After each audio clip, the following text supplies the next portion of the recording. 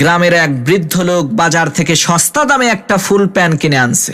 এখন বাড়িতে এসে সেই ফুল প্যান্টটা পরে দেখে ফুল প্যান্টটা তার পায়ের থেকেও আধ হাত বেশি লম্বা। তখন সেই বৃদ্ধ লোক তার স্ত্রীর কাছে গিয়ে বলল, আমার এই প্যান্টটা আধ হাত বড় হয়েছে, তুমি প্যান্টটাকে আধ হাত কেটে সেলাই করে একটু ছোট করে দাও তো।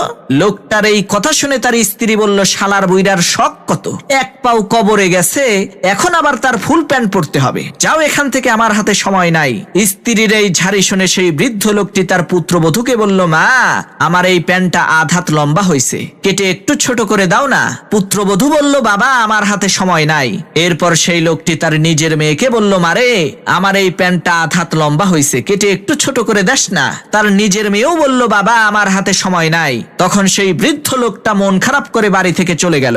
তখন সেই বৃদ্ধ লোকটার স্ত্রী চিন্তা করলো, আহারে, আমার স্বামী বুড়া মানুষ, কয়দিনই আর বাঁচবে, একটা প্যান্টই তো পরতে চাইছে, দেই একটু সেলাই করে প্যান্টটাকে ঠিক করে দেই। এই চিন্তা করে সেই বৃদ্ধ লোকের স্ত্রী ফুল প্যান্টটাকে আধ হাত কেটে ছোট করে জায়গা মতো রেখে দিছে। এদিকে বৃদ্ধ লোকটার পুত্রবধূ আবার চিন্তা করলো, আহারে, আমার শ্বশুর ছোট একটা কাজ দিছে, না করলে খারাপ দেখা যায়, দেই প্যান্টটাকে কেটে একটু ছোট করে দেই। পুত্রবধূ ও প্যান্টটা নিয়ে আধ হাত কেটে সেলাই করে জায়গা মতো রেখে দিছে। অন্যদিকে সেই বৃদ্ধ লোকটার নিজের মেয়ে, সেও চিন্তা করলো, আমার আব্বা প্যান্টটা কাটতে কইলো, কাটলাম না, এটা কি ঠিক করলাম, যাই প্যান্টটা কেটে একটু ছোট করে দেই। এইভাবে তিনজন মহিলা মানুষ মিলে ওই ফুল প্যান্টটাকে নির্যাতন করে 1.5 হাত ছোট করে ফেলছে।